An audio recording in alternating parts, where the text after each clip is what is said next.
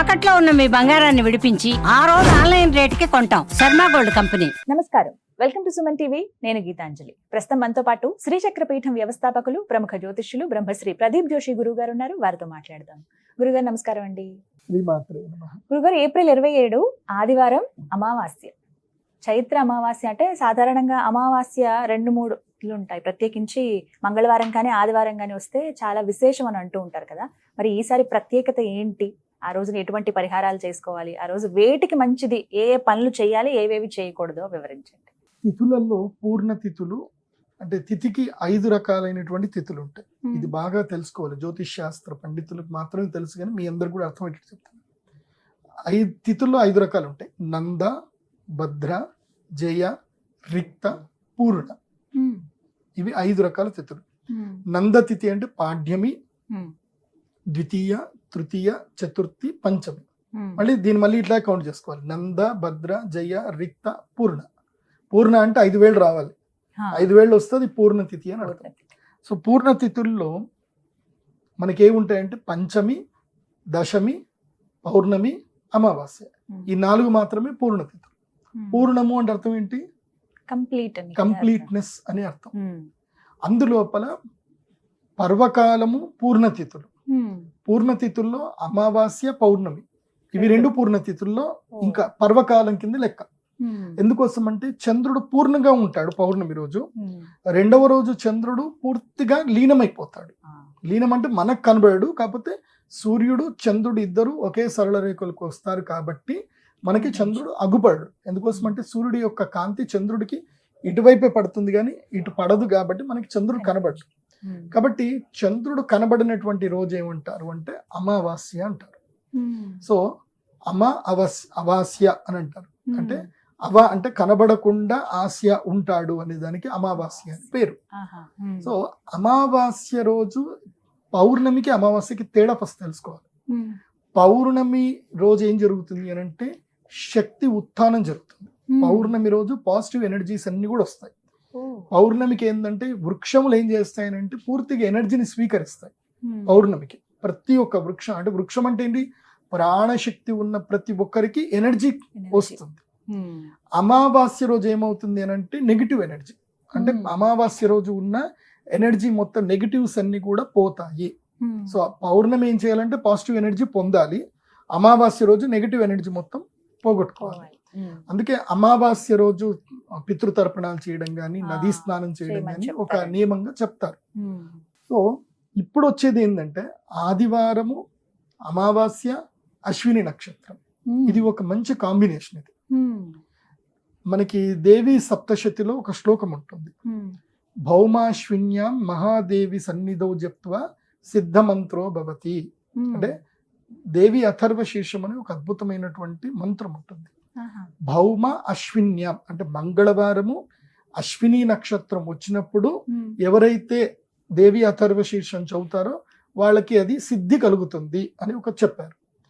అట్లాగే భానువారము అశ్విని నక్షత్రం. సో భానువారము అశ్విని నక్షత్రం వచ్చి అది ఆదివారం వచ్చినట్లయితే గనక ఆదివారం సూర్యవారం. అదేవిధంగా అమావాస్యకు కూడా సూర్యుడే అధిష్టాన దేవత అవుతారు. సో అశ్విని నక్షత్రం దేనికేనంటే అశ్విని దేవతలు, ఆరోగ్య సంపద కలిగించే అశ్విని దేవతలు. కాబట్టి ఈ అమావాస్యకు ఉండే ప్రత్యేకత ఏంటంటే ఎవరైతే తీవ్రమైనటువంటి అనారోగ్య సమస్యలతో ఇబ్బంది పడతా ఉంటారు, అంటే ఇక వాళ్ళకి మెడికల్ షాప్లకు పోయినా, అంటే ఎన్ని ల్యాబ్లకు పోయినా, ఎన్ని టెస్టులు చేయించుకున్నా డాక్టర్లు ఏమంటారు, ఏం లేదండి మీరు సైకలాజికల్గా ఏదో ఇబ్బంది పడుతున్నట్టున్నారు అని చెప్పి పంపిస్తారు. ద మేజర్ థింగ్ ఏంటంటే మనకి సైకలాజికల్ బాడీ. మనకి 5 శరీరాలు ఉంటాయి. మన శరీరంలో 5 శరీరాలు ఉంటాయి. ఒకసారి మనం పంచకోశ థియరీస్ కూడా మనం డిస్కస్ చేద్దాం.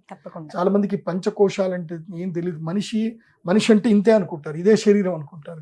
కాదు, మనిషి అంటే 5 శరీరాలు కలిగినటువంటి వాడే మనిషి. మనిషికి 5 శరీరాలు ఉంటాయి, ఒక్క శరీరం కాదు. సో 5 శరీరాలని స్టిమ్యులేట్ చేసుకుంటేనే మనిషి ఆరోగ్యంగా ఉన్నట్టు, లేదంటే మనిషి సంపూర్ణంగా లేనట్టు అర్థం. అందులోపల ఒకటి ఏంటంటే అన్నమయ శరీరం, 2వది ప్రాణమయ శరీరం, 3వది మనోమయ శరీరం, 4వది విజ్ఞానమయ శరీరం, 5వది ఆనందమయ శరీరం. ఇప్పుడు 5 అనేసరికి ఏం కనపడింది? ఫుల్ హ్యాండ్ కనపడింది కదా. సో సంపూర్ణత్వం, ఆనందమయ శరీరము వరకు మనం రీచ్ అవ్వగలిగితే మనం సంపూర్ణంగా ఆరోగ్యంగా ఉన్నట్టు. అన్నమయ శరీరం అంటే ఒకటే, ఏమన్నా బాగున్నారంటే ఓకే ఓకే మంచిగా ఉన్నానులేండి. ప్రాణమయ శరీరం అంటే ఫిజియాలజికల్, అన్నమయ శరీరం అంటే అనటమికల్ స్ట్రక్చర్ మంచిగా ఉండాలి. అంటే శరీరంలో అన్ని అవయవాలు మంచిగా ఉండాలి, చక్కగా చూడడం, మాట్లాడడం, వినడము అన్ని పర్ఫెక్ట్గా ఉంటే అన్నమయ శరీరం బాగున్నట్టు.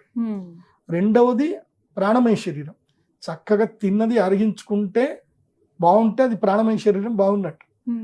ఎవరైనా పిలిస్తే పలకరించి సరిగ్గా ఆన్సర్ ఇస్తే వాళ్ళ ప్రాణమయ శరీరం మంచిగా ఉన్నట్టు. సో ఫిజియాలజికల్ బాడీ బాగుండాలి. మూడోది చాలా ఇంపార్టెంట్ ఏంటంటే సైకలాజికల్ బాడీ, మనోమయ శరీరం. మనం సైకలాజికల్ గా హ్యాపీగా లేకపోతే అదేమవుతుందంటే ఇటు అన్నమయ శరీరము ఇంబ్యాలెన్స్ అయిపోతుంది, ప్రాణమయ శరీరము ఇంబ్యాలెన్స్ అయిపోతుంది. బికాజ్ మనం సైకలాజికల్ గా ఫిట్ ఉంటేనే మనం అంత బాగున్నట్టు. మానసికంగా బాగలేమనుకోండి ఏది నడవదు ఇంకా. ఎందుకోసం అంటే మనిషికి చాలా మంది గుండె ఒకటే అనుకుంటారు. మనిషికి 3 గుండెలు ఉంటాయి, 3 hearts are there. 3 రకాలైన ప్రాణశక్తి ఉంటుంది. ఒకటి మన బ్రెయిన్ చాలా ఇంపార్టెంట్, రెండవది హార్ట్ ఇంపార్టెంట్, మూడవది గట్ ఇంపార్టెంట్. సో ఈ బ్రెయిన్ లో ఏమైనా దిక్కుమాల ఆలోచన వచ్చినాయి అనుకోండి, ఆటోమేటిక్ గా గట్ డిస్టర్బ్ అవుతుంది, హార్ట్ బీట్ డిస్టర్బ్ అవుతుంది. సో గట్ ఒకవేళ డిస్టర్బ్ అయింది అనుకోండి, బ్రెయిన్ కూడా డిస్టర్బ్ అయిపోతుంది. ఈ మూడింటిని బాగా కాపాడుకోవాలి. అందుకే ఫిజియోలాజికల్ బాడీ బాగుండాలంటే సైకలాజికల్ బాడీ బాగుండాలి. సో ఇవన్నీ బాగా ఉంటే ఏం పర్లేదు, అమావాస్య రోజు ఏం చేయకండి. ఇవి బాగా లేదు అంటే అమావాస్య రోజు అమ్మవారికి ఒక శక్తి ఉంటుంది, దశమహావిద్యలో ఒక శక్తి ఉంటుంది. ఆ శక్తిని మనం ఆరాధన చేయాలి. అమావాస్య రోజు ఆరాధన చేయవలసినటువంటి కొన్ని శక్తులు ఉంటాయి. అందులోపల అత్యంత ప్రధానమైనటువంటి శక్తి బగళాముఖి శక్తి. బగళాముఖి ఆరాధన చేస్తే, ఇప్పుడు ఈ అన్నోన్ ఫ్యాక్టర్ అని చెప్పాను, అంటే హెల్త్ కి అన్నోన్ ఫ్యాక్టర్ అయితే రావాలి బగళాముఖి దగ్గరికి. ఎందుకోసం అంటే మనకు తెలియకుండానే చాలా కొన్ని ఉంటాయండి, ఇవి చాలా మంది నమ్మరు. కాకపోతే నేను నా అనుభవంలో నేను తెలుసుకున్నవి. నేను కూడా మొదలు పుస్తకాలు చదివినప్పుడు అలా ఇలాగుంటే ఇవన్నీ ఆడ జరుగుతాయి అని నమ్మేటువంటి కాదు. కానీ నేను నా సర్వీస్ లో ప్రాక్టికల్ గా నేను చూసి తెలుసుకున్నవి ఏంటంటే, మన యొక్క వస్త్రాలు ఉతకకుండా ఎవరికి ఇవ్వకూడదు. ఇస్తే మన మీద వాళ్ళు ప్రయోగం చేయొచ్చు. మన వస్త్రాలు, మన వెంట్రుకలు కూడా వేరే ఎవరికి కూడా వెళ్ళకూడదు. అందుకే పూర్వము ఇంట్లో కుంపటి రెగ్యులర్ గా ఒక మూలకు కుంపటి పెట్టేవాళ్ళు. స్త్రీలు దూసుకున్న తర్వాత తీసుకెళ్లి అది కుంపట్లో దాన్ని పాడేసేవాళ్ళు. ఇంకోటి ఏంటంటే మెన్స్ట్రువల్ సైకిల్ కి సంబంధించిన ప్యాడ్స్ కానీ తర్వాత క్లాత్స్ కానీ ఇవి కూడా బయట ఎక్కడ పడితే అక్కడ పాడేయకూడదు. ఒకవేళ మెన్స్ట్రువల్ సైకిల్ ప్యాడ్ ని గనక కుక్క వాసన చూసిన, పంది నాకిన, వాళ్ళకి భయంకరమైన దరిద్రం వస్తుంది వాళ్ళకి. కాబట్టి మెన్స్ట్రువల్ ప్యాడ్ షుడ్ బి దాని కాల్చేయాలి, షుడ్ బి బర్న్. సో నిప్పు కణికల్లోనే కాల్చాలి, లేదంటే చిన్నగా ఏదైనా ఫైర్ ఎలిమెంట్ పెట్టి పెట్రోల్ పోసి కాల్చేసేయాలి దాన్ని. అవి అస్సలు మనకు వేరే వాళ్ళ చేతికి పడకుండా చూసుకోవాలి. ఎందుకోసం అంటే అది మంచిది కాదు, అది నెగిటివ్ ఇంపాక్ట్ చూపిస్తుంది. సో ఇంకోటి, మన ఇంట్లోకి ఎవరైనా వచ్చి, మన ఇంటి ఎదురుగ్గా కానీ మన గుమ్మం ఎదురుగా కానీ ఎవడైనా వచ్చి అమావాస్య రోజు కానీ ఆరుద్ర నక్షత్రం రోజు కానీ మేకు కొట్టి వెళ్ళారే అంటే, మన గుమ్మం ఎదురుగా మేకు కొట్టి వెళ్ళారంటే ఇంకా మన ఇంటికి కష్టం. ఇంకా మన ఇంట్లో ప్రతి ఒక్క రోజు ఎవడో ఒకడికి రోగం వస్తూనే ఉంటుంది. ఇంటి ముందు మేకు కొట్టకూడదు, అదొకటి ఉంటుంది. ఇంకోటి ఏంటంటే, ఈ అడవి పంది యొక్క వెంట్రుకలు ఉంటాయి. ఈ అడవి పంది వెంట్రుకలు తీసుకొచ్చి కొంతమంది ఇళ్లలో వేసేసి వెళ్ళిపోతారు, మనకు తెలియకుండా మన ఇళ్లలో వేసి వెళ్ళిపోతారు. అలా అవి ఇంట్లో పడ్డా మనకు అరిష్టమే. సో అందుకే పూర్వకాలము ఇళ్ళు ఎలా కట్టుకునే వాళ్ళు అంటే, ముందు ఒక ఇంటి లోపలికి రాకుండా ఒక పెద్ద గద్దె పెట్టుకునేవాడు.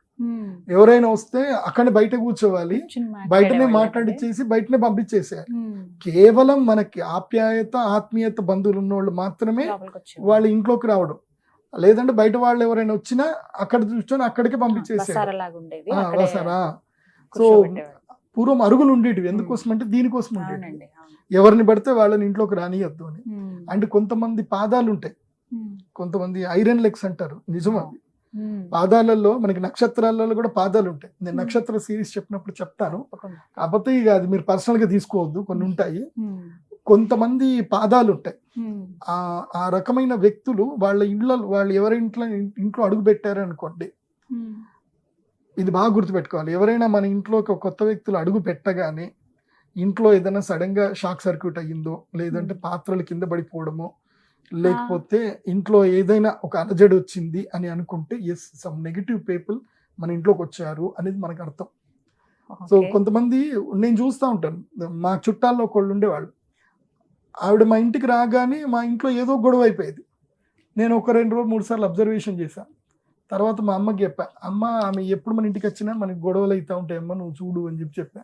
అవునరా, ఆమె వచ్చింది అని అంటే ఏదో పంచాయతీ అవుతుంది అని చెప్పేసానంటే, అప్పుడు మా నాన్నకి చెప్తే మా నాన్న అన్నాడు, సరే ఈసారి ఆమె వచ్చినప్పుడు ఇంట్లోకి నువ్వు బయటికి వెళ్ళిపో, ఏదైనా గుడికి వెళ్తున్నావు ఏదో తీసుకెళ్ళిపో అని చెప్పారు. నేను అప్పుడు చిన్నప్పుడే నేను అన్నా ఆమెకి, నిన్ను జైలు వేస్తాను ఊరికే అనేటండి. నాకు ఎంత వయసు అప్పుడు 6 ఏళ్ళు 7 ఏళ్ళు అనేవాడిని. ఎందుకన్నా నాకు తెలియదు, కానీ ఆమె నిజంగా పోయి జైల్లో కూర్చుంది. ఆమె వల్ల మా కుటుంబానికి కొన్ని ఇబ్బంది కలిగాయి. సో అంటే ఇవన్నీ కూడా ఏంటంటే నెగిటివ్ ఇంపాక్ట్స్. వీటన్నిటిని మనం ఓవర్కమ్ చేయాలంటే మనకి దశమహావిద్యలో 3 శక్తులు ఉంటాయి. ఈ 3 అమ్మవారిని ఉపాసన చేయాలి. ఒకటి బగళాముఖి దేవి. బగళాముఖి దేవి ఆరాధన ఈజీగా ఉంటుంది, సింపుల్ గా అయిపోతుంది. బగళాముఖి ఆరాధన అమావాస్య రోజే చేసుకోవాలి. అమావాస్య రోజుల్లో అందులోనూ అశ్విని నక్షత్రం అమావాస్య వచ్చింది అనుకోండి, హెల్త్ కాంప్లికేషన్స్ ఉన్న వాళ్ళు, తర్వాత ఈ ప్రయోగాలు జరిగినవి అని అనుకున్న వాళ్ళు అమావాస్య బగళాముఖి పూజ చేసుకోవాలి. తెల్ల ఆవాలు, ఇప్ప పువ్వు, తర్వాత లవంగములు, తర్వాత హవిస్సు, ఇది నెయ్యితో ఈ యొక్క యాగం చేసుకోవాలి. చేసుకుంటే వాళ్ళకి నెగిటివ్ ఇంపాక్ట్ పోతుంది. తర్వాత అమ్మవారి యొక్క ప్రసాదము తీసుకోవాలి. పసుపు మాల ధరించాలి మెడలో, ధరిస్తే వాళ్ళకి ఆ నెగిటివ్ అంతా పోతుంది. 2వ మహాశక్తి ఏమిటంటే తారాదేవి. ఈమె తార అంటే తరణం, అంటే దాటడం, దాటడాన్ని తరణం అంటారు. సో తారాదేవి అంటే మిమ్మల్ని దాటిస్తుంది అని అర్థం, కష్టాల నుంచి బయటపడిస్తుంది. ఇప్పుడు కొన్ని రకాల కష్టాలు ఉంటాయి, మనం ఎవరి దగ్గరికి పోయినా చెప్పుకోలేము, పోయినా అవి సొల్యూషన్ దొరకవు. దానికి అమ్మవారే దిగొచ్చి ఏదో అద్భుతం జరిగితే తప్ప ఈ ప్రాబ్లం కి సాల్వేషన్ లేదు అని ఉంటాయి చూడండి. అలాంటి ప్రాబ్లమ్స్ కి మనము తారాదేవి దగ్గరికి వెళ్ళాలి. వెళ్తే అమ్మ సాల్వ్ చేసేస్తుంది. నాకు ప్రత్యక్ష అనుభవం. నాకు ఈ ప్రాబ్లం సాల్వ్ కాదు అని నాకు అర్థమైనప్పుడు నేను తారాతంత్రం చేసుకుంటా. తారాతంత్రం చేస్తే అమ్మ తీసేస్తుంది. అంటే వాళ్ళకి నెగిటివ్ జరగద్దు. అంటే ఇప్పుడు మన ఆత్మీయుల నుంచి మన గొడవ వచ్చింది అనుకోండి, మనం వాళ్ళకి ఏమీ కావద్దు. ఇప్పుడు సొంత అన్నదమ్ములే ఉంటారు, అక్క చెల్లెలే ఉంటారు, వాళ్ళ బుద్ధి బాగుండదు, కానీ వాళ్ళకి నెగిటివ్ జరిగితే మనకు కూడా బాధనే. సొంత పిల్లలు కూడా నెగిటివ్ చేసే వాళ్ళు ఉన్నారు. ఎన్ని చూడట్లేదు మనం. మొన్న మధ్య ఒక డీజీపీ గారిని సొంత భార్య చంపింది అని అంటున్నారు, మరి ఎంతవరకు వాస్తవం తెలియదు, కానీ భార్య పిల్లలే చంపారు అంటున్నారు. సో ఆయన చనిపోయింది అయితే వాస్తవం, మరి చంపింది ఎవరో తెలియాలి. కానీ సో ఈ వార్త వచ్చింది అని అంటే ఎంతో కొంత మరి ఏం జరిగింది అనేది కూడా తెలియదు కదా. సో మన వాళ్ళే మనకు శత్రువులు అవుతారు. అలా వాళ్ళు శత్రువులు అవ్వకుండా దూరం పోవాలి అంటే తారాదేవి తంత్రం, ఈ తారాతంత్రం చేయాలి. కానీ తారాతంత్రం చేయవలసినది కేవలం ఆర్ద్ర నక్షత్రంలోనే చెయ్యాలి. వేరే నక్షత్రంలో చేస్తే ఉపయోగం పెద్దగా ఉండదు. ఎక్కడ చేయాలండి ఇలాంటివి ఉంటే? దేవాలయంలోనే చేయాలి, సిద్ధుల దగ్గరనే చేయాలి. శ్రీచక్రం గురించి పూర్తిగా తెలిసిన వాళ్ళ దగ్గరనే చేయాలి. దశమహావిద్యల మీద పూర్తి అవగాహన ఉన్న వాళ్ళు చేయాలి. దశమహావిద్యల్లో చాలా మంది, కొంతమందికి ఏంటంటే, ఇప్పుడు ఇందాక నేను చెప్పాను ఉచ్చిష్టం అన్నా. ఉచ్చిష్టం అంటే అర్థం ఏంటి? ఎంగిలి అని అర్థం. ఉచ్చిష్టం అంటే ఎంగిలి అని అర్థం. వాస్తవంగా సంస్కృతిలో ఉచ్చిష్టం అంటే ఎంగిలి అని అర్థం. ఒక దగ్గర ఒక గ్రంథంలో కొటేషన్ ఉంది, ఉచ్చిష్టం మహానైవేద్యం అని పెట్టాడు. ఉచ్చిష్టం అంటేనే అది మహౌషధం, మహదౌషధం అని పెట్టాడు. అంటే ఉచ్చిష్టం మహదౌషధం అని పెట్టాడు. తర్వాత ఇంకోటి ఏం చెప్పాడు? విసర్జితం సర్వౌషధం అని పెట్టాడు. విసర్జితం సర్వౌషధం అని పెట్టాడు. విసర్జితం అంటే మనం విసర్జించింది అన్నిటికీ ఔషధం అని చెప్పాడు. అది ఎప్పటికీ ఉండిపోతుంది, నిత్య ఔషధం. ఇది ఒక మామూలు సంస్కృతం నేర్చుకున్న దగ్గర పోతే విసర్జించింది ఔషధమా, సర్వ ఔషధం, ఇప్పుడు ఏం విసర్జించింది తినాలి అని చూసాడు అనుకో, దరిద్రం అది కదా. అదే బుద్ధివంతుడి దగ్గరికి వెళ్ళాడు అనుకోండి. ఎందుకోసమంటే పూర్వకాలము ఈ సంఘటన జరిగింది వాస్తవంగా. ఒక కథ మనం తెలుసుకోవాలి. ఒక పిల్లవాడు సంస్కృత విద్యాలయంలో నేర్చుకుంటూ ఉంటాడు. ఒక సంవత్సరంతో పాటు ఏమైంది, గురువు గారికి వేరే యాగానికి వెళ్లాల్సి వచ్చి, ఆ గురుకులంలో కొంచెం మెచ్యూర్డ్ ఉన్న పిల్లవాడిని ఏంటంటే సెలెక్ట్ చేసి, ఆ పిల్లవాడికి నువ్వు మొత్తం గురుకులం చూసుకుంటా ఉండు, నేను వచ్చే వరకు వాళ్ళకి పాఠాలు నేర్పియని పాఠంలో ఒక సీక్రెట్ నేర్పించారు. ఇది ఉదాత్త, అనుదాత్త, ప్లుత, స్వరిత అనేటువంటిది వేదములో ఒక సీక్రెట్ ఉంటుంది.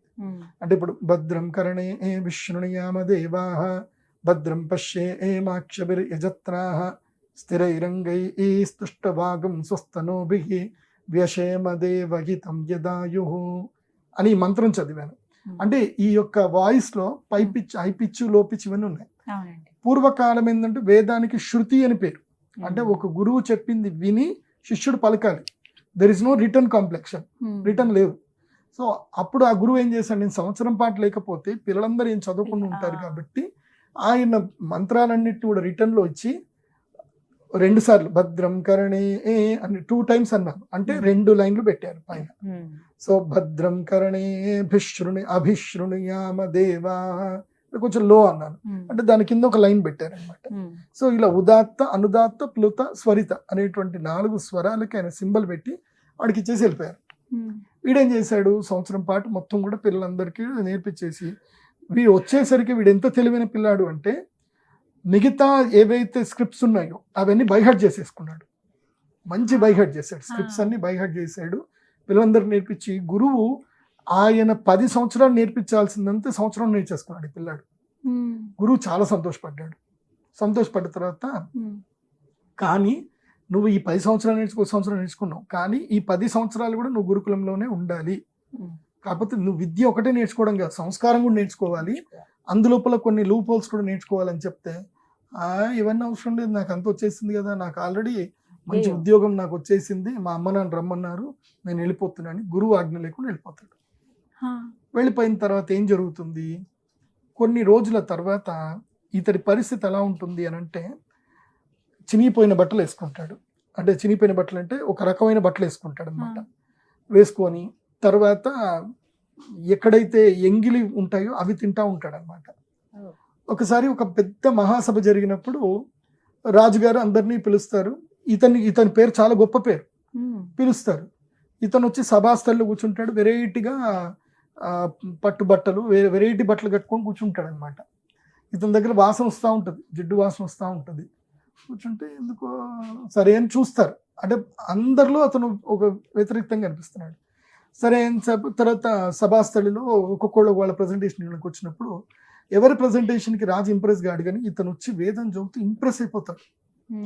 ఏం చదువు, ఏం ఎంత జ్ఞానం అని చెప్పి ఇంప్రెస్ అయిపోతాడు. ఇంప్రెస్ అయిపోయిన తర్వాత సరే ఇతను ఒకసారి కలవాలి అని చెప్పి మంత్రి గారు చెప్తారు, ఇతను పర్సనల్గా నేను కలవాలి, ఇతని మీద ఒక కన్నేసి ఉంచండి అని చెప్పేసారంటే సరే అని సభ జరుగుతూ ఉంటుంది. అందరూ భోజనాలు చేస్తూ ఉంటారు. భోజనాలకి రాజుగారు ఏం చేస్తారంటే అందరికీ భోజనాలు చేసినప్పుడు దక్షిణ ఇవ్వడం ధర్మం. ఒక్కొక్క బంగారు కాయిన్ అందరికి ఇస్తూ ఉంటారు. ఆయన ఆలోచన బంగారు కాయిన్లు ఇస్తా ఉన్నాడు, కానీ ఈయన ఎక్కడున్నాడు అని చూస్తూ ఉన్నాడు. ఎందుకోసమంటే ఈయన స్పెషల్ కదా, దొరకట్లే, ఇతను కనబడట్లే. ఈయన ఎక్కడ పోయారు వెతకండి అని అంటే గురుగారు ఈయన బయట కూర్చున్నాడు, భోజనం చేయకుండా కూర్చున్నాడు. అంటే ఏమైంది, మనం ఆయనకి మర్యాదలు తక్కువ చేసామంటే లేదండి ఇతను ఈ అందరూ భోజనాలు అయిన తర్వాత తింటాను అన్నాడు. అంటే అవునా, సరే కలుద్దామని తీరా చూస్తే అందరు భోజనాలు అయిపోయి తిందామని పోయేసరికి ఈ భోజనానికి విస్తారాకులు ఏవైతే తీసి పడేశారో ఆ విస్తారాకులో ఉండే వడలు అవన్నీ కూడా ఒక దగ్గరికి వేసుకొని అవి తినడం స్టార్ట్ చేస్తాడు. రాజుగారికి ఆశ్చర్యం అనిపిస్తుంది, ఏంటి ఇలా తినడం ఏంటి, మీరు ఎంగిల్ తినడం ఏంటి అని అంటే అప్పుడు అంటాడు, మీకు తెలీదా వేదంలో ఈ యొక్క స్మృతి ఉంది, నేను వేదరీత్యా నేను పాట అవుతున్నా, మీరు ఎవరు వేదం ఫాలో అవ్వట్లే అని చెప్పేసి అంటే అవునా వేదం ఇది ఉందా, ఏం చెప్పండి అని అంటే ఫస్ట్ ఏమంటాడు అంటే ఉచ్చిష్టం మహదౌషధం తెలుసా మీకు అని అంటాడు. సరే అది రెండోది ఏంటి అంటే మృతవస్త్రం పవిత్రం, మృతవస్త్రం పవిత్రం అని ఉంది, అది తెలుసా మీకు అంటే మంచిదే, ఓకే. మూడోది ఏంటి విసర్జితం సర్వౌషధం, 3 ఉన్నాయి. సో ప్రపంచంలో అత్యంత పవిత్రమైనవి ఈ 3 వస్తువులు అని చెప్పి ఒక శ్లోకం చెప్తారు. సరే దానికి మీరేం చేస్తున్నారు, మీరేం అర్థం చేసుకున్నారు చెప్పండి అంటే మృతవస్త్రం పవిత్రం కాబట్టి నేను శ్మశానం దగ్గర ఉంటాను, ఎవరైతే చనిపోయినటువంటి వాళ్ళ మీద వస్త్రాలు ఏవైతే ఉంటుందో చంపేటప్పుడు వాళ్ళ మీద వస్త్రాలు మొత్తం తీసి వాళ్ళు ఎలా పుట్టారో అలాగే వాళ్ళని కాల్చేస్తారు, కాబట్టి వాళ్ళ మీద నుంచి వస్త్రాలు తీసి పక్కన పడేస్తారు, కాబట్టి అవి నేను కలెక్ట్ చేసుకొని అవే వేసుకుంటున్నాను, కాబట్టి నేను పవిత్రుణ్ణి అంటాడు. ఏంటి మృత వస్త్రం పవిత్రం కాబట్టి చచ్చిపోయిన వాళ్ళ మీద ఉండే వస్త్రాలు పవిత్రం అని అర్థం చేసుకున్నాడు. రాజుగారికి అర్థమైపోయింది. సరే రెండో దానికి ఏం చేస్తున్నారు అంటే ఉచ్చిష్టం మహదౌషధం అన్నారు కదా, కాబట్టి ఉచ్చిష్టం ఎంగిలి చేసింది ఔషధం. కాబట్టి ఇప్పుడు వీళ్ళందరూ ఎంగిలి చేసిన నేను తింటున్నాను కాబట్టి ఇది మహదౌషధము అని నేను తింటున్నాను అంటాడు. రాజుగారు నవ్వుతారు. సరే ఆ మూడోది ఏందో చెప్పండి అంటే, అది నాకు ఎందుకో జుగుత్సాకరంగా ఉంది కాబట్టి నేను దాన్ని పాటించట్లేదు అని అంటాడు. ఏది విసర్జితం మహదౌషధం, సర్వౌషధం. దాని లాజిక్ నాకు ఇంకా తెలియలేదు అని చెప్పేసి అంటాడు. అప్పుడు రాజుగారు అంటారు, అయితే మీరు గురుద్రోహం చేశారన్నమాట అంటాడు. మీరు గురుద్రోహం చేసినట్టున్నారు అని అంటాడు. నేను మా గురుద్రోహం చేయడం ఏంటంటే, మీరు ఎన్ని సంవత్సరాల విద్యాభ్యాసం చేశారు అంటే, నేను 1 సంవత్సరమే చేశాను. మీరు 10 సంవత్సరాల విద్య 1 సంవత్సరం అభ్యాసం చేశారు కాబట్టి మీకు ఇది పొరపాటు జరిగింది. మీరు గురువు దగ్గర పూర్తిగా నేర్చుకోలేదు. కాబట్టి నేను చెప్పేది వినండి. ఫస్ట్ దానికి అర్థం చెప్తాను. మృత వస్త్రం పవిత్రం అంటే అర్థం ఏంటి అంటే, చచ్చిపోయిన సాలిపోయి మనకి ఇదేంటి పట్టు పురుగు ఉంటుంది కదా, పట్టు పురుగు ఏం చేస్తుందంటే, ఈ పట్టు నాది అని చెప్పి నేను ఇల్లు కట్టుకుంటున్నాను పట్టు మొత్తం వేసుకుంటుంది. తన చుట్టూ తానే ఒక వలయాన్ని చుట్టుకుంటుంది. చుట్టి అంత రెడీ అయిపోయింది, ఇంకా నేను హ్యాపీ, నేను బయటికి వెళ్తాను అని అనుకునే లోపల అది బయటికి వెళ్ళడానికి ఆస్కారమే ఉండదు. ఎందుకోసమంటే చుట్టూ తాను పట్టు అల్లిక చేసేసింది కాబట్టి బయటికి వెళ్ళడానికి తనకు తానే బంధనం చేసుకుంటుంది. తర్వాత ఏం చేస్తాడు, బట్టలు వేసేవాడు ఏం చేస్తాడు, ఆ పట్టు గుడ్లు మొత్తం కూడా తీసుకెళ్లి సలసల కాలుతున్న వేడి నీళ్ళలో వేసేస్తాడు. ఆ వేడి నీళ్ళలో అది బయటకు వెళ్లకుండా చచ్చిపోతుంది. చచ్చిపోయిన తర్వాత దాని మీద ఏ పట్టు వస్త్రం తయారు చేయడానికి ఏ పురుగైతే ఆస్కారం ఏందో దాని మీద కనీస కృతజ్ఞత లేకుండా తీసుకెళ్లి బయట పడేస్తాడు. ఇది కోళ్ళకి, పావురాలకి, పక్షులకు పడేస్తాడు. తర్వాత దాంతో ఏం చేస్తారు, పట్టు వస్త్రం తయారు చేస్తారు. సో మృత వస్త్రం పవిత్రం అంటే అర్థం ఏంటంటే, పట్టు వస్త్రం పవిత్రమైంది అని అర్థం. ఎందుకు పట్టు వస్త్రం పెట్టారు అంటే, నువ్వు పట్టు వస్త్రము దైవారాధనప్పుడు నువ్వు కట్టుకుంటావు. దైవారాధనప్పుడు పట్టు వస్త్రం కట్టుకున్నప్పుడు నీ ఆలోచన ఏమి ఉండాలంటే, ఏ పట్టు పురుగైతే ఇది నాది నాది నాది అనుకొని అల్లుకున్నది తనదే, తనకి బంధనం అయింది అంటే, నువ్వు నీ జీవితంలో వీళ్ళు నా వాళ్ళు, ఇది నాది అనుకొని వాళ్ళ కోసం జీవితం మొత్తం నువ్వు త్యాగం చేస్తే, నువ్వు చచ్చిన మరుక్షణము గంట లోపల తీసుకెళ్లి నీ శవం కాల్చేస్తారు, నేను బయట పడేస్తారు, నేను ఇంట్లో కూడా ఉంచుకోరు నిన్ను. సో అలాంటిది నువ్వు ఎంత సంపాదించినా దాన్ని వాళ్ళు అనుభవిస్తారు తప్ప నీకు రెస్పెక్ట్ చెయ్యరు. కాబట్టి నువ్వు జీవిత కాలంలో నువ్వు స్మరించవలసింది భగవంతుణ్ణి. ఆ ఆలోచన నీకు రావాలంటే పట్టు పురుగును చూసి నేర్చుకో అని చెప్తారు. సో మృత వస్త్రం పవిత్రం అంటే అర్థం ఇదిరా నాయన, చచ్చిపోయిన శవాల మీద తీసుకుంది కాదు అనేసరికి మనోడు కళ్ళలో నీళ్ళు వచ్చేస్తాయి. రెండోది కూడా చెప్తాడు రాజు, ఉచ్చిష్టం మహదౌషధం అన్నావు కదా. ఉచ్చిష్టం అంటే ఆవు దూడ పాలు తాగగా వదిలిన పొదుగు నుంచి స్వీకరించిన పాలు ఏవైతే ఉన్నాయో అవి ఔషధం. నువ్వు డైరెక్ట్ గా మొదలే వెళ్ళి నువ్వు పాలు తీసుకున్నావు అనుకో, ఆవు దుఃఖపడుతుంది. దుఃఖపడినప్పుడు ఏంటంటే ఆ పాలల్లో విషం కూడా వచ్చేస్తుంది. అది విషం. దూడ వెళ్ళి ఎంగిలి చేసింది, పొదుగును ఎంగిలి చేస్తుంది. ఆ తర్వాత నువ్వు తీసుకో పాలు, అప్పుడు నీకు అమృత పాలు వస్తాయి, ఇన్నే వస్తాయి. అందుకే గంగి గోవు పాలు గరిటెడైనను చాలు అంటారు. కొన్నే పాలు వస్తాయి, అవే పాలు నీకు ఔషధం. సో పాలు ఎన్ని తాగాలంటే ఇన్నే తాగాలి, లీటర్లు తాగకూడదు. సో అది కూడా దేశవాళీ ఆవు నుంచి ఇంతే తాగాలి. సో అది భగవంతుడికి ఔషధం అభిషేకం చేసి తీసుకోవాలి. సో ఉచ్చిష్టం అంటే ఇదిరా నాయన, అందరూ ఎంగిల్ తీసి పాడేసింది కాదురా, నువ్వు ఎక్కడికి నుంచి నేర్చుకున్నావు, నువ్వు గురువుకి నువ్వు మోసం చేశావు. సరే మంచిది, మూడోది చెప్పండి అని అంటే, విసర్జితం సర్వదౌషధం అంటే ఎప్పటికీ నిలిచిపోయే ఔషధం. అది విసర్జించింది ఏంది అని అంటే, ఒక తేనెటీగ కొన్ని 100 కిలోమీటర్లు తిరిగి ఎన్నో రకాల పుష్పాల నుంచి మకరందం సంగ్రహించి అది మకరందాన్ని, తేనెను విసర్జిస్తుంది. ఒక దగ్గరకు వచ్చి తేనె తయారు చేసుకుని అది విసర్జిస్తుంది తేనె. సో అది సర్వదౌషధం. అది నువ్వు 1000 ఏళ్ళు పెట్టుకో, ఎప్పటికైనా పెట్టుకో, అది సర్వదా ఔషధం, అందరికీ ఔషధం మళ్ళీ. కాబట్టి తేనె అనేటిది దివ్య ఔషధం. అందుకే సంస్కృతంలో శ్లోకం చెప్తాడు, మధువాత ఆరుతాయతే మధుక్షరంతి సింధావ మార్ధ్వీ ఈర్ణ సందౌషధి మధునక్తముదౌషధి మధున పార్థివగం రజహ అని చెప్పేసి ఆ శ్లోకాన్ని సరిగ్గా డీకోడ్ చేస్తే మధు అంటే తేనె దివ్య ఔషధం అని చెప్తారు. అప్పుడు అతను రాజు కాళ్ళు పట్టుకుంటాడు. కాళ్ళు పట్టుకుంటే, అది కాదు, నువ్వు నీ విద్యాభ్యాసం కంప్లీట్ చేయలేదు, నువ్వు ఇక్కడ నుంచి వెళ్ళి మళ్ళీ నీ గురువును కలువు, అప్పుడు నువ్వు చదివిన చదువుకి నీకు విలువ ఉంటుంది, విచక్షణ లేని విద్య నిరర్థకము అని. దానికే ఇప్పుడు ఎందుకు ఇదంతా చెప్తున్నాను అంటే, తారాతంత్రములో మనము తారా గాని చిన్నమస్తా తంత్రంలో పూజ చేసేటప్పుడు ఏం చేస్తారు అంటే పంచమకారాలు అని అంటారు. పంచమకారంలో అంటే మద్యము, మత్స్యము, మాంసము, ఇంకా ఏవేవో చెప్పి అవి పెట్టాలి అని అంటారు. తప్పు. పంచమకారాలు అంటే అవి కాదు. సో అది ఏందో సరిగ్గా అర్థం చేసుకోవాలి. అర్థం చేసుకోకుండా నేను ఆల్కహాల్ పెడతాను, పెద్ద బ్రాండ్ పెట్టి పూజ చేస్తాను, మాంసము చేపల్ని కోసి అమ్మవారికి నైవేద్యం పెడతాను, మద్యం పోస్తాను, మాంసం చేస్తాను అంటే తప్పది.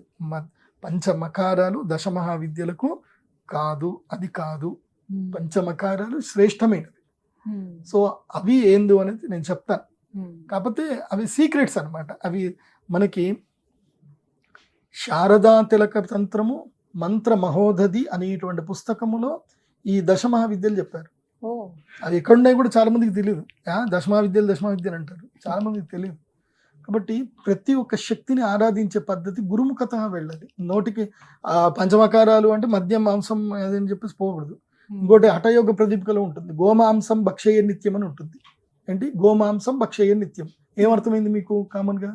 అంటే గోమాంసం తినాలి అని అర్థమైంది. యాక్చువల్లీ డీకోడ్ చేస్తే దాన్ని ఏంటంటే గో అంటే నాలుక, నాలుక మీద ప్రసరించిన దాన్నే మనం తినాలి తప్ప నాలుకను ముట్టకుండా ఏది తినకూడదు అని అర్థం. సో గోమాంసం భక్షయ నిత్యం అంటే అది ఒక సుషుమ్నా క్రియ అని ఒకటి ఉంటుంది అనమాట. ఆ క్రియలో ఏంటంటే మన నాలుకని మడతేసి పైనుంచి పీనల్ కాట్కి రీచ్ అయ్యే ఒక పద్ధతి ఉంటుంది. ఆ పద్ధతికి ఏంటంటే ఒక క్రియ చెప్తారు. నేను అది మర్చిపోయాను. నేను అదొక క్రియ చెప్తారు. అది హఠయోగ ప్రదీపికలో గరుడ సంహితలో ఉంటుంది. ఆ క్రియ కోసమని గోమాంసం భక్షయ నిత్యం అని చెప్పారు. దాన్ని చాలా మంది దుర్మార్గులు వాళ్ళకి అనుకూలంగా చేసేసుకున్నారు. అలా చేయకూడదు. అందుకే ఈ అమావాస్య రోజు అయితే బగలాముఖి సాధన చేయండి. లేదంటే ఆరుద్ర నక్షత్రం, ఇప్పుడు అశ్విని నక్షత్రం వచ్చింది కాబట్టి అశ్విని నక్షత్రం కూడా మంచిదే, తారా సాధన చేయండి. ఏది ఏమైనా సమస్యల నుంచి ఓవర్కమ్ చేయాలంటే. లేదంటే చిన్నమస్తా చేయాలి. చిన్నమస్తా అమ్మవారు ఇంకా మహాశక్తి. అంటే పెద్ద అమ్మవారు తన తలని తాను తీసుకొని ఇద్దరికి ఇస్తుంది. అది ఏంటంటే అది మనకి అది ఏమో మన తల అనుకుంటారు కాదు. అది దాంట్లో ఉన్న వాస్తవమైన శక్తి ఏమిటంటే ఇడా, పింగళ, సుషుమ్నా శక్తులు. అవి 3 శక్తులు.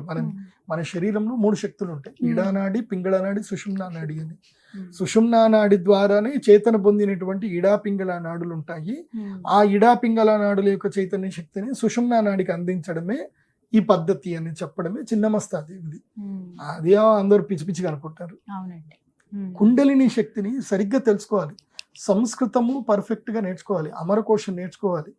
నవసర్గగతే మాఘే నవశబ్దో నవిద్యతే. మాఘము అంటే మాఘ కావ్యం మొత్తం కూడా చదవాలి. కిరాతార్జునీయం మొత్తం చదవాలి.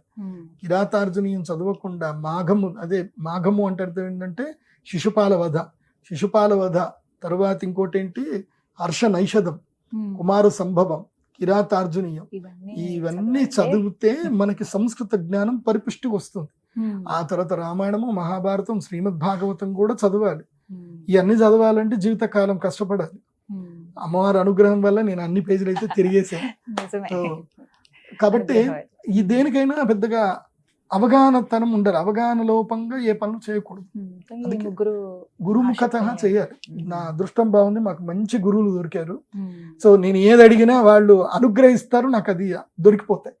సో మెయిన్ గా మా గురువులు శ్రీ శ్రీ శ్రీ సత్యాత్మ తీర్థ శ్రీపాదుల వారు, తర్వాత కంచకామకోటి పీఠాధిపతులు శ్రీ విజయేంద్ర సరస్వ స్వామి వారు. వారే నాకు PhD సర్టిఫికేట్ వాళ్ళ చేతితోటి నాకు అనుగ్రహించారు. సో ఎక్కడికి వెళ్ళినా మంచి గురువులు దొరుకుతా ఉన్నారు. ఇంకా మెయిన్ ఏంటంటే నా జీవిత కాలంలో నాకు స్వయం ప్రతిపత్తిగా దొరికినటువంటి మహావతార్ బాబాజీ గారు, తర్వాత నాకు రుద్రశూలం ప్రసాదించినటువంటి హిమాలయ గురువులు. కాబట్టి వీళ్ళందరూ ఉన్నారు. ఈ మధ్య నాకు ఎవరో ఒక క్లయింట్ ఫోన్ చేసి, గురూజీ మీరు నాకు కల్లోకి వచ్చారు గురూజీ అని చెప్పేసారంటే నాకు నవ్వు వచ్చింది. తర్వాత మా గురూజీని అడిగాను, నేను కల్లోకి వెళ్ళడం ఏంటి అంటే, వాడు నిన్ను గురువుగా భావిస్తున్నాడు కాబట్టి నువ్వు ఏ గురువునైతే సన్నిధానం చేస్తున్నావో మహావతార్ బాబాజీ గారు నీ రూపంలో వెళ్ళి అతనికి అనుగ్రహం చేస్తున్నారు. కాబట్టి నువ్వు వెళ్ళాననుకుంటే నీకు అహంకారం వస్తుంది. నువ్వు వెళ్ళానని నువ్వు అనుకోకు. నువ్వు నీ గురువుని ధ్యానం చేస్తున్నావు. ఇప్పుడు అందరికీ ఒకే గురువు ఎవరు అంటే దక్షిణామూర్తి, ఆయన్నే గురువు. ఆయన. మనం గురువులం అనుకుంటే మన మూర్ఖత్వం. అంటే మన ద్వారా ఆయన కనెక్ట్ అయ్యాడు, అందరికీ కనెక్ట్ అవుతున్నారు. ఇప్పుడు నా ద్వారా మీరు ఎవరు కనెక్ట్ అయినా అల్టిమేట్గా నేను కూడా నా ద్వారా మీరు కనెక్ట్ అయ్యేది ఏంటంటే అదే. ఇప్పుడు దారంకి ముడి వేసుకుంటూ వెళితే ఈ ముడి గొప్పది అనుకుంటే మూర్ఖత్వం. దారం ఎక్కడుందో, మూలం ఎక్కడుందో ఆయన గొప్ప. కాబట్టి ఆ దక్షిణామూర్తి స్వామి వారి యొక్క అనుగ్రహం. అందుకే అమావాస్య ఎవరు మిస్ చేసుకోకండి. అమావాస్య రోజు తర్పణాలు చేయాలి, ధ్యానం చేసుకోవాలి, బగలాముఖి సాధన చేయాలి. తప్పకుండా అమావాస్య రోజు తలస్నానం 100% చేయాలి. చేస్తే అరిష్టాలని దూరం అవుతాయి. చెయ్యకూడని అంటూ ఉన్నాయండి ఆ రోజు, అస్సలు ఈ పనులు మాత్రం చేయొద్దు అమావాస్యకి అని. అమావాస్య రోజు పిల్లలు కనడానికి ప్రయత్నాలు చేయకూడదు. అమావాస్య మాంసం తినకూడదు. అండ్ అమావాస్య రోజు 2 పూటల అన్నం తినకూడదు. అమావాస్య రోజు రక్తం ముట్టకూడదు, రక్తం చూడకూడదు, అంటే ఇంకా మాంసాహారం నిషిద్ధం చేయకూడదు. ఇవన్నీ అమావాస్య రోజు తప్పకుండా పాటించాలి. అమావాస్య రోజు స్త్రీ సంగమం చేయకూడదు, స్త్రీ గాని పురుషుడు గాని కలవకూడదు. సో ఇలాంటి కొన్ని ఉంటాయి. అండ్ అమావాస్య రోజు ఏవి కూడా నూతనమైన ఆహార పదార్థాలని ఏది కూడా స్టార్ట్ చేయకూడదు, బిగినింగ్ చేయకూడదు. ఏది మన వరకు, ద్రవిడ దేశం వరకు కాదు. ద్రవిడ దేశం వేరు, అది రావణ పాలిత దేశం కాబట్టి తమిళనాడుకి ఇవన్నీ కూడా రివర్స్. పౌర్ణమి ఇవన్నీ కూడా పౌర్ణమి చేయకూడదు, ఇవన్నీ అమావాస్య రోజు చేయొచ్చు. ఇది ద్రవిడ దేశానికి, శ్రీలంక, తమిళనాడు. కానీ మనకి మాత్రం పౌర్ణమి లెక్క కాబట్టి అమావాస్యకి ఇలా ప్రారంభించేవేవి చేయొద్దు అన్నట్టు. అమావాస్యని చైత్ర అమావాస్య మొట్టమొదటిది ఈ సంవత్సరంలో. చైత్ర అమావాస్య ఆరోగ్యం గురించి, ఇప్పుడు వస్తున్న అశ్విని నక్షత్రం. నేను ఇవి చెప్తున్నది ఏంటంటే కంటెంట్ అంతా కూడా అన్ని అమావాస్యలకి ఇది అప్లికేబుల్. బాగా గుర్తుపెట్టుకోండి. ఇప్పటిదాకా ఎందుకు చెప్పాను అంటే అమావాస్య వస్తే మన నెగిటివ్స్ అని పోగొట్టుకోవడానికి మనం పరిహారం చేసుకోవాలి. పౌర్ణమి వస్తే పాజిటివ్ ఎనర్జీ పోవడానికి పరిహారం చేసుకోవాలి. ధన్యవాదాలు గురుగారు, చక్కగా వివరించారు. నమస్తే.